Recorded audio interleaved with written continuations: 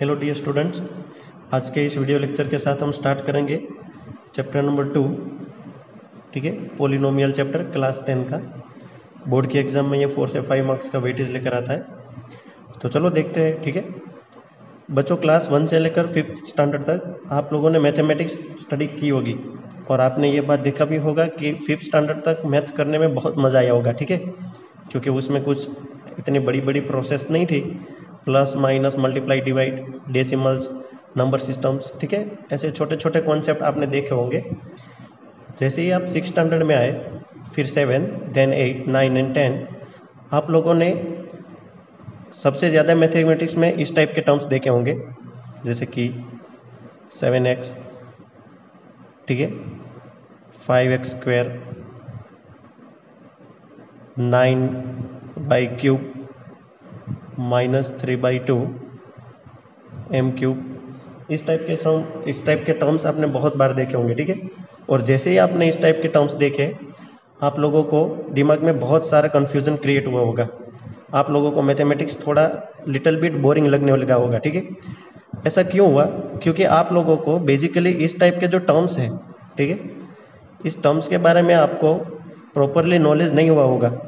तो चलो पहले ये जो पिछले स्टैंडर्ड में हमने इस टाइप के जो टर्म्स देखे, उसका बेसिकली मतलब क्या होता है, क्या मीनिंग होता है इसका, चलो वो देख लेते हैं। ठीक है, अगर आपके सामने इस टाइप के कुछ, जैसे कि मैं 7x की बात करूं, तो 7 और x में ये जो x है इसको कहते हैं हम वेरिएबल।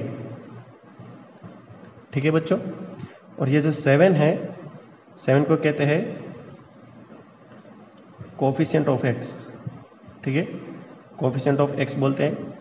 x के साथ रहने वाला जो नंबर है उसको हम कोफिशिएंट ऑफ x बोलते थे, और ये वाला जो नंबर है, इस x जो है, उसको हम वेरिएबल बोलते थे। अब 7 और x के बीच में कुछ है नहीं, मतलब ऐसा नहीं है कि यहाँ पे 7 और x बस साथ में बैठे हैं। 7 और x के बीच में एक प्रोसेस चल रही है। इसके बीच में ये जो प्रोसेस है बच्चों, वो होती है ऑलवेज मल्टीप्लाई की प्रोसेस, यानी 7 multiply by x। x is variable and 7 is coefficient of x। ठीक है, मान लो कि 5x स्क्वायर की बात करें, तो 5x स्क्वायर में भी ऐसा ही है। अगर मैं लिखूँ 5x स्क्वायर, तो 5x स्क्वायर में ये जो 2 है, इस 2 को क्या बोलते हैं? Power of variable. Power of variable. ठीक है, ये जो x है, इस x को सिर्फ वेरिएबल बोलते हैं, और ये जो 5 है, इस 5 को coefficient of x square. x square के साथ जो बैठा है 5, उसको कोफिशिएंट ऑफ x स्क्वायर बोलते हैं। तो ये बेसिकली जो टर्म्स थे, इस टाइप के टर्म्स आपने बहुत बार मैथमेटिक्स में देखे होंगे, ये डिफिकल्ट नहीं है। अब आपने यहाँ पे एक वर्ड देखा, वेरिएबल। ठीक है, क्या होता है ये वेरिएबल का मतलब, इस शब्द का मतलब क्या होता है पता है? चलो देखते हैं इस वर्ड्स का मीनिंग। मान लो कि एक एग्जांपल लेते हैं हम, कि मेरे पास एक रेक्टेंगुलर, इस टाइप का एक रेक्टेंगुलर मेरे पास एक रूम है। ठीक है, आपके पास भी एक रेक्टेंगुलर रूम होगा। हम जो क्लास में पढ़ते हैं हमारे स्कूल में, तो हमारे स्कूल का जो क्लास है, क्लास 10th का, ठीक है, वो भी रेक्टेंगल शेप का है। अब मैं कहना क्या चाहता हूँ, मान लो कि आप लोगों को इसकी पेरीमीटर फाइंड करने की किसी दिन नौबत आ गई। आप लोगों को किसी ने पूछा कि इसकी पेरीमीटर कितनी होगी, तो जाहिर सी बात है, आप पहले ये वैल्यू फाइंड करेंगे, उसके बाद ये वैल्यू फाइंड करेंगे। अब बच्चों, क्योंकि जो पेरीमीटर की फॉर्मूला है, ठीक है, जो पेरीमीटर की जो फॉर्मूला है, पेरीमीटर ऑफ रेक्टेंगल की जो फॉर्मूला है, वो किस टाइप की है? 2 multiply by length plus breadth, इस टाइप की फॉर्मूला है। तो इस रेक्टेंगल शेप में, अब ये तो मैं मेरे रूम की बात कर रहा हूँ, इसीलिए लेंथ और ब्रीथ में मेरे हिसाब से मेरे रूम की जो डिजायर्ड मेजरमेंट है, उसके हिसाब से मैं लेंथ और ब्रीथ यहाँ पे पुट करूँगा। पर क्या ऐसा होता है कि मेरे पास जो लेंथ और ब्रीथ का जो रूम है, वही रूम आपके पास भी होगा? क्या ऐसा ज़रूरी है? ऐसा बिल्कुल ज़रूरी नहीं है। मेरे पास होने वाला जो लेंथ और ब्रीथ वाला रेक्टेंगुलर रूम है, वो रूम आपके रेक्टेंगल के साथ सेम नहीं होगा। वही मेज़रमेंट हमारे जो क्लास है, हमारा क्लास का जो मेज़रमेंट है, उसके साथ भी ये सेम नहीं होगा। तो कहने का मतलब, हर बार ये एल और बी है, वो डिफरेंट स्टूडेंट्स के लिए डिफरेंट कंडीशन के हिसाब से ये एल और बी, यानी लेंथ एंड ब्रीथ डिफरेंट हो सकता है। इसका मतलब लेंथ और ब्रेथ के वैल्यू कोई पर्टिकुलर एग्जाम्पल के लिए ही फिक्स है, अदरवाइज लेंथ और ब्रेथ सब जगह पे सेम नहीं है। इसका मतलब ये हुआ कि लेंथ और ब्रेथ वेराइज होते हैं। क्या होता है? लेंथ और ब्रेथ वेराइज होता है। वेराइज होना मतलब वैल्यू फिक्स नहीं होती पर डिफरेंट डिफरेंट रहती है, इसीलिए इसको बोलते हैं वेरिएबल्स। क्या बोलते हैं? वेरिएबल्स। क्यों वेरिएबल्स? देखो, वेरिएबल्स के वर्ड्स को आप धीरे से रीड करेंगे तो इसमें आपको पता चलेगा। पहले वर्ड आता है variables, that means such type of value which are not constant. ठीक है, जो वेराइज होती है, डिफरेंट डिफरेंट होती है। जैसे कि और एग्जांपल हम ले, मान लो कि कोई सर्कल है मेरे पास और इस सर्कल की रेडियस है r, और अगर मुझे इसका एरिया फाइंड करना है तो आप लगाएंगे पाई आर स्क्वायर। अब अगर रेडियस इंक्रीज होगी, जितनी रेडियस लार्ज होगी सर्कल का एरिया भी लार्ज मिलेगा, जितनी रेडियस स्मॉल होगी एरिया भी इतना स्मॉल मिलेगा। इसका मतलब बच्चों ये हुआ कि सर्कल का जो एरिया है वो आर के ऊपर डिपेंड है। ठीक है, अगर रेडियस बड़ी होगी तो एरिया बड़ा होगा, रेडियस छोटी होगी तो एरिया भी छोटा होगा। इसका मतलब आर की वैल्यू यहाँ पे कोई फिक्स नहीं है। That means R is what, मेरे लिए पाई आर स्क्वायर के जो फॉर्मूला है उसमें आर है वेरिएबल। ठीक है, अगेन ये वेरिएबल हुआ। तो आप लोगों को पता चल गया वेरिएबल का मतलब क्या है। ठीक है, वेरिएबल यानी एक ऐसी नंबर जो फिक्स नहीं है, जिसके बारे में हम सपोज करके चलते हैं।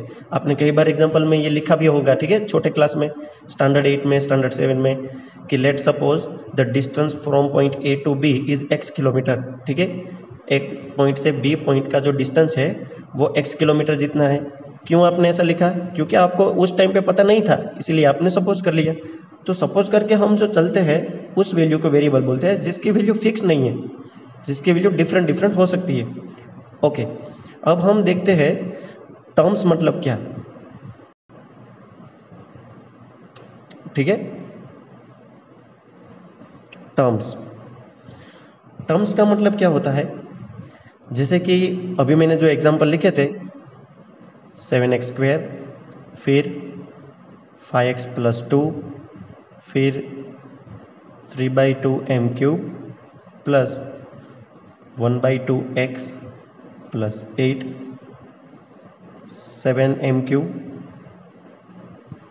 5y²। ठीक है, हर बार प्लस ही क्यों ले, -√2। तो ये जो हमने एग्जाम्पल यहाँ पे लिखे, ठीक है, हमने यहाँ पे 4 एग्जाम्पल्स लिखे हैं। इस एग्जाम्पल्स में हम देखते हैं टर्म्स का कॉन्सेप्ट क्या होता है। 7x², अगर मैं ऐसा पूछूं कि यहाँ पे कितने टर्म्स है, तो बच्चे कहेंगे कि यहाँ पे सर 2 टर्म्स है, कोई बच्चे कहेंगे यहाँ पे 3 टर्म्स है, क्योंकि 2 भी है, x भी है और 7 भी है। ऐसा नहीं होता। ठीक है, अगर मैं आपको कहूँ कि 7 × 2, तो क्या 7 × 2 = 14। अब 14 है वो एक नंबर हुआ ना, यानी मल्टीप्लाई के साथ कोई भी 2 नंबर्स मल्टीप्लाई के साथ होते हैं तो जनरली उसको एक टर्म्स बोला जाता है। यहाँ भी तो वही है, 7 और x² के साथ कौन सा रिलेशन है? मल्टीप्लिकेशन का रिलेशन है। दैट मीन्स 7x² जो है वो मेरे लिए एक टर्म्स हुआ। ठीक है, ये 1 टर्म्स हुआ, इसको हम 1 टर्म्स बोलते हैं। यहाँ पे देखो 5x और 2, ये दोनों टर्म्स प्लस के साथ डिफरेंट डिफरेंट है, यानी एक है 5x और दूसरा है 2। इसका मतलब ये हुआ कि ये 2 टर्म्स को डिफरेंट किसने किया? प्लस ने। दोनों में बंटवारा किसने किया? प्लस ने किया। इसका मतलब ये हुआ कि इस जो मैंने यहाँ पे एक्सप्रेशन लिखा, इसको एल्जेब्रिक एक्सप्रेशन बोलते हैं। तो ये जो एल्जेब्रिक एक्सप्रेशन है इसमें 2 टर्म्स है। ठीक है बच्चों, ये 2 टर्म्स है। ऐसा नहीं है यहाँ पे 3 टर्म्स है, 1, 2 और 3। ऐसा कोई बच्चा अगर काउंट करेगा तो वो मिस्टेक है। यहाँ पे 1 terms and then 2। Okay, let me give the answer. How many terms here in the example number 3? Look carefully, 8, 1/2x and 3/2m³। यहाँ पे 3 टर्म्स है। ठीक है, यहाँ पे 3 टर्म्स है, यहाँ पे भी 3 टर्म्स है। ठीक है, तो ये टर्म्स के बारे में हमने बेसिकली कॉन्सेप्ट क्लियर किया। इस टाइप का जो लिखा हुआ होता है बच्चों, इसको टर्म्स बोलते हैं। ओके, नाउ एल्जेब्रिक एक्सप्रेशन क्या है? एल्जेब्रिक एक्सप्रेशन यानी ये सारे के सारे जो एग्जाम्पल्स है, ठीक है, यहाँ से लेकर इतने मैंने जो एग्जाम्पल दिए, ये हर एक एग्जाम्पल एल्जेब्रिक एक्सप्रेशन का ही एग्जाम्पल है। क्या होता है एल्जेब्रिक एक्सप्रेशन? एक ऐसा एक्सप्रेशन जिसमें कॉम्बिनेशन होता है, क्या होता है बच्चों, कॉम्बिनेशंस होता है वेरिएबल का एंड कांस्टेंट वैल्यू का।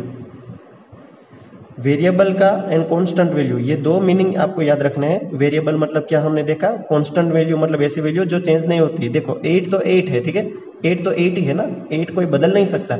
1/2 मतलब 1/2, 1/2 का कोई और मीनिंग नहीं हो सकता। आप 0.5 लिखेंगे तो भी वो वही मीनिंग हुआ। इसका मतलब ये हुआ कि कांस्टेंट और वेरिएबल, कांस्टेंट एंड वेरिएबल के बीच में एक ऐसा कॉम्बिनेशन जो प्लस या तो माइनस के साथ जुदा जुदा होता है। देखो यहाँ पे प्लस माइनस के साथ टर्म्स अलग अलग बन गए, यहाँ पे प्लस के साथ 3 टर्म्स बन गए। तो इस टाइप का जो कॉम्बिनेशन आपके सामने आता है, जैसे मैंने ये इतना सारा लिखा यहाँ पे, तो ये जो कॉम्बिनेशन है बच्चों, ये कॉम्बिनेशन को अलजेब्रिक एक्सप्रेशन कहते हैं, ठीक है। That's a very important things before we try to understand the polynomial chapter. इस चैप्टर को पढ़ने से पहले हमें ये सारी बातें जो पिछले स्टैंडर्ड में हमने ऑलरेडी पढ़ लिखी है, ठीक है, ये आप लोगों को पता होना चाहिए। आई थिंक आपको पता होगा, आई होप आप लोगों को कॉन्सेप्ट क्लियर हुए होंगे। चलो अब देखते हैं एग्जैक्टली पॉलिनोमियल का मतलब क्या है।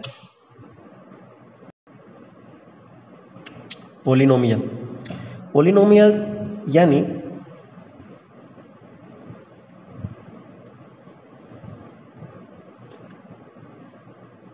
टोटली इजी थिंग्स है पॉलिनोमियल्स, ठीक है। पॉलिनोमियल्स में आपने एक वर्ड देखा होगा, पॉलिनोमियल्स, ठीक है। आप कहेंगे सर हमने तो पॉली वर्ड से आने वाला एक दूसरा भी वर्ड हमने देखा जिसका नाम था पॉलीगॉन, ठीक है, पॉलीगॉन। तो यहाँ पे जो पॉलीगॉन है ये दो वर्ड से जुड़ा हुआ है। एक वर्ड है पॉली, सेकेंड है गॉन। पॉली का मतलब होता है बच्चों मेनी, एंड गॉन का मतलब होता है साइड्स।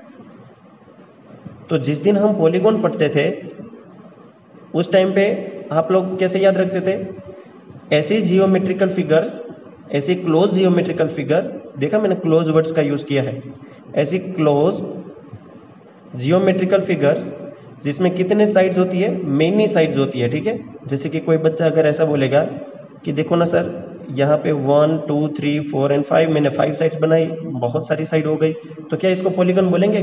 बिल्कुल नहीं, ये पॉलीगॉन नहीं है। बट ये 5 साइड से अगर मैं इस टाइप का कोई शेप बनाऊं, ठीक है, 1 2 3 4 5, हियर ऑल्सो 5 साइड्स, तो क्या ये साइड्स से जो जियोमेट्रिकल शेप क्रिएट हुआ, क्या इसको हम पॉलीगॉन बोलेंगे? डेफिनेटली, क्योंकि यहाँ पे 5 साइड से एक क्लोज डायग्राम क्रिएट हुआ, इसलिए मैंने क्लोज वर्ड्स का यूज किया था। तो पॉलीगॉन मतलब मेनी साइड्स। तो पॉलिनोमियल मतलब क्या, यहाँ पे भी तो दो वर्ड्स है, एक है पॉली, सेकेंड है नोमियल्स। पॉली का मतलब होता है बच्चों मेनी, ठीक है, एंड नोमियल्स का मतलब होता है टर्म्स। अब तो आपको पता चल गया होगा टर्म्स मतलब क्या, ठीक है।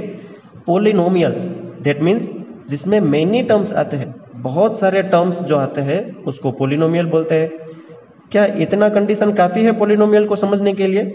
नहीं, इतनी कंडीशंस हमारे लिए इनफ नहीं है पॉलिनोमियल को समझने के लिए, ठीक है। पॉलिनोमियल का मतलब हमने समझा कि पॉली यानी मेनी, एंड नोमियल मतलब टर्म्स, ऐसा एल्जेब्रिक एक्सप्रेशन जिसमें बहुत सारे टर्म्स आते हैं, ठीक है। अच्छा, बहुत सारे टर्म्स आते हैं, इसको पॉलिनोमियल तो कहते हैं, पर पॉलिनोमियल की इससे दूसरी भी एक कंडीशन है जो इससे भी बड़ी इंपॉर्टेंट है। चलो उसको देखते हैं। क्या है वो कंडीशन? वो कंडीशन बच्चों ये है कि जिसमें बहुत सारे टर्म्स आते हैं उसको तो पॉलिनोमियल कहते ही है, but power of variable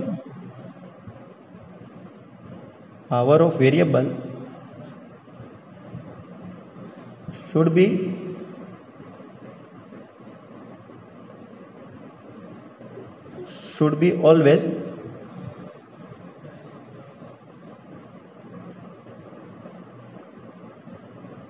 non negative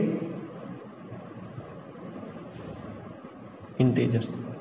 क्या कहा है, पॉलिनोमियल में बहुत सारे टर्म्स तो आने ही चाहिए, उसके अलावा एक दूसरी कंडीशन ये होनी चाहिए कि जब आप वेरिएबल की पावर लिखते हो, अब आपको पता है ना पावर ऑफ वेरिएबल मतलब क्या, जैसे कि मैंने लिखा 5x², तो 2 is nothing but it is a power of variable. तो बच्चों बहुत सारे टर्म्स के अंदर जब वेरिएबल की आप पावर लिखते हो तो वो पावर कैसी होनी चाहिए, नॉन नेगेटिव इंटीजर्स नंबर होनी चाहिए, मतलब नेगेटिव नंबर नहीं होना चाहिए। जैसे कि अगर मैं लिखूँ कि 3x की -2 पावर, तो ये पॉलिनोमियल में कंसिडर नहीं होता, इसको हम पॉलिनोमियल नहीं बोलते। एल्जेब्रिक एक्सप्रेशन है बट ये पॉलिनोमियल नहीं है। पॉलिनोमियल की कंडीशन है कि आप जिस दिन वेरिएबल की पावर लिखे, आप लोगों को एक बात याद रखनी है कि उसकी जो पावर है वो नॉन नेगेटिव इंटीजर्स में से आनी चाहिए। कॉन्सेप्ट क्लियर हुआ? नॉन नेगेटिव इंटीजर्स मतलब 1 2 3 4 5 इस टाइप की सारी नंबर्स जो इंटीजर्स भी है और नॉन नेगेटिव है। क्लियर? हाँ, वेरिएबल की पावर 0 भी चलती है। अगर आप चाहे तो ऐसा लिख सकते हो कि जो पावर है बच्चों, पावर है वो कैसी होनी चाहिए, बिलोंग्स करनी चाहिए W से, यानी कि वोल नंबर में से। अब मैं अगर आपको ऐसा बोलूं कि क्या 3/2 नंबर है, 3/2 नंबर क्या नॉन नेगेटिव इंटीजर्स में आता है? आप कहेंगे बिल्कुल नहीं सर, ये तो रेशनल नंबर हो गया ना, ये इसके अंदर नहीं आता।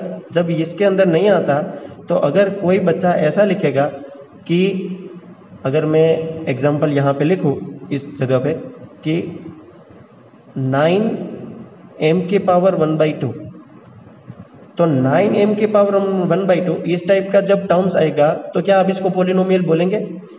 बहुत सारे टर्म्स के अंदर एक भी टर्म बच्चों अगर ऐसा दिखा आपको, या तो इस प्रकार का दिखा, आप जल्दी से बोल देंगे कि ये पॉलिनोमियल नहीं है, क्योंकि पॉलिनोमियल का कंडीशन तो यही है कि जब वेरिएबल की पावर लिखो तो वो ऑलवेज नॉन नेगेटिव इंटीजर्स में से आना चाहिए।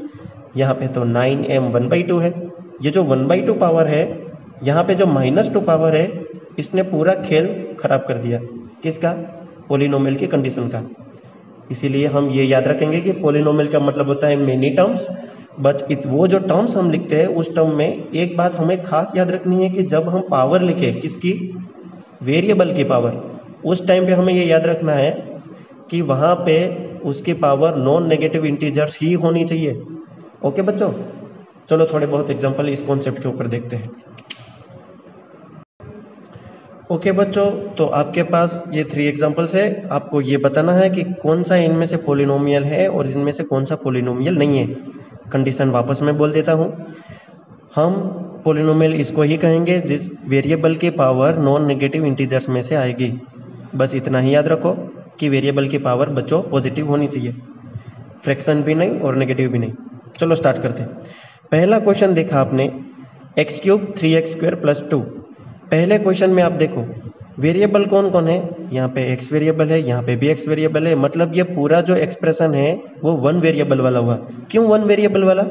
क्योंकि इसमें x के अलावा और कोई भी वेरिएबल नहीं है। 2 वेरिएबल वाला नहीं बोलते।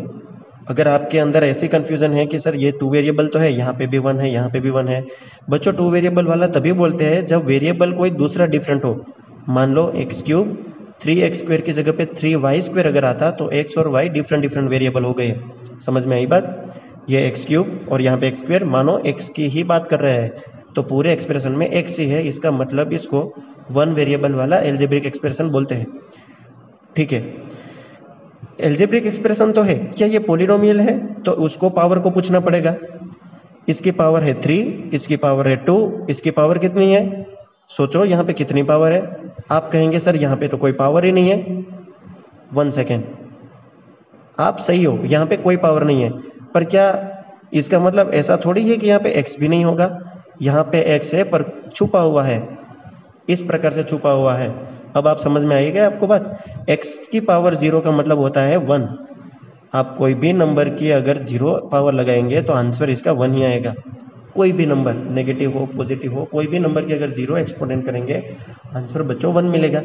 x⁴ का मतलब हुआ 1, यानी इसकी जगह पे मैं लिख सकता हूँ ब्रैकेट में 1 एंड देन 2 1 जा 2, इसका मतलब एज इट इज 2 फॉर्म आएगा। तो कहने का मतलब ये है कि x³ 3x² और 2 में जो हर एक कंडीशन है वो कैसी कंडीशन है बच्चों? पावर जो है वो पॉजिटिव है, इसका मतलब ये वेरिएबल की कंडीशन में आता, मतलब पॉलिनोमियल की कंडीशन में आता है। Let us try to doing the question number 2। यहाँ पे है बच्चों x⁵ और वो भी रूट के अंदर +4x + 2। अच्छा, क्या आपको पता है जब रूट लगाते हैं हम, और रूट को अगर हमें पावर के फॉर्म में लिखना है, जैसे कि मैं यहाँ पे एक एग्जांपल आपको दूं कि मान लो कि मैंने लिखा रूट के अंदर 4 यानी √4। अगर √4 को मुझे लिखना है तो मैं ऐसे लिख सकता हूँ 4 की पावर 1/2। आपने 9th क्लास में ये पढ़ा है पावर एक्सपोनेंट वाले फॉर्म में कि जब कोई नंबर की रूट होती है अंदर पॉजिटिव वैल्यू होती है, ऑलवेज पॉजिटिव ही होनी चाहिए अंदर। अगर नेगेटिव आ गई तो वो कॉम्प्लेक्स नंबर होगा। आप 11th क्लास में जाकर वो पढ़ेंगे। अंदर पॉजिटिव होती है, ठीक है। तो रूट के अंदर 4 है, इसका मतलब वो 4 की 1/2 पावर। जब 4 की 1/2 पावर हुई तो इसको मैं ऐसे लिख सकता हूँ 2 का square 1/2। 2 get cut, that means we have to remain only 2। इसका मतलब ये हुआ कि √4 को हम 2 बोलते हैं, ठीक है। 4 is perfect square also, that mean we can write down the √4 equal to 2। ये भी बात सही है, इस प्रकार से भी कर सकते हैं। अच्छा, तो क्यों नहीं यहाँ पे ऐसा किया जाए। जब मैं इस पहले टर्म्स को मैं इस टाइप से एक्सप्रेस करूंगा, चलो देखते हैं कैसे, ठीक है।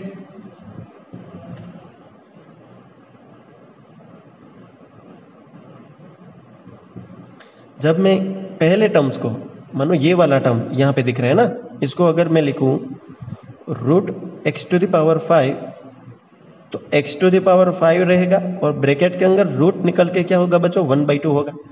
इसको तो मैं ऐसे लिख सकता हूँ x⁵ मल्टीप्लाई बाई 1/2, क्योंकि ये अंदर की एक्सपोनेंट है, ये बाहर की एक्सपोनेंट है और ब्रैकेट के बीच में है। तो हम क्या करते हैं, दो जो एक्सपोनेंट है पावर है उसका मल्टीप्लिकेशन कर देते हैं। आप पावर एक्सपोनेंट में पढ़ कर आए हो, ठीक है। x⁵ यहाँ पे 5 1 जा 5 होके क्या बनेगा बच्चों 5/2। अब ये देखो, अभी ही तो मैंने बोला था कि वेरिएबल की पावर कैसी होनी चाहिए, पॉजिटिव होनी चाहिए और नॉन नेगेटिव इंटीजर्स होना चाहिए। ये पॉजिटिव है पर क्या इंटीजर्स में से आता है, नॉन नेगेटिव इंटीजर्स यानी पॉजिटिव इंटीजर्स में ये बिल्कुल नहीं आता है। इसका मतलब पहले टर्म्स ने ही हमें यह बता दिया कि आगे देखने की ज़रूरत नहीं है, ये पॉलिनोमियल नहीं है। ओके बच्चों, अब क्वेश्चन नंबर 3 की बात करें। क्वेश्चन नंबर 3 को देखकर बहुत सारे बच्चे को ऐसा लगता होगा कि सर ये तो पॉलिनोमियल है, क्योंकि यहाँ पे हर एक देखो x⁴ है, x³ है, x की 1 पावर है, यहाँ पे भी x⁴ है, तो ये तो पॉलिनोमियल हो गया, ठीक है। हाँ, ये बिल्कुल पॉलिनोमियल है, पर ये देखने का एक अलग तरीका है। अगर इस टर्म में से मैं x को कॉमन निकाल लूँ, ठीक है, यहाँ पे x 4 टाइम्स है, यहाँ पे x 3 टाइम्स है, यहाँ पे x 1 टाइम है, तो सभी में से मैं x को 1 टाइम बाहर निकाल लूँ तो मेरे पास रिमेनिंग वैल्यू क्या होगी, x³। 4 थी, एक बाहर आ गया तो अब 4 रिमेन। यहाँ पे 3 था, एक x बाहर आ गया तो अब अंदर x कितने रिमेन है 2, देन x²। 3x में से ये वाला है तो बाहर भाई साहब आ गए, तो यहाँ पे सिर्फ 3 रिमेन और उसके नीचे बचेगा x + 2। implies that x getting cancelled, then we have remain to x³ plus x² plus 3 plus 2. So x³ plus x² plus 3 plus 2 getting 5। ये पॉलिनोमियल है क्योंकि यहाँ पे हर एक टर्म्स में जो पावर है बच्चों वो कैसी है बच्चों, पॉजिटिव है। तो आज के वीडियो लेक्चर में हम इतना रखते हैं। पॉलिनोमियल किसको कहते हैं, पॉलिनोमियल के कंडीशन क्या क्या होनी चाहिए हमने देखा। हमने आज के वीडियो लेक्चर में बच्चों पॉलिनोमियल का स्टैंडर्ड फॉर्म अब तक नहीं देखा, तो उसको हम देखेंगे। पॉलिनोमियल के standard form next video lecture में देखेंगे।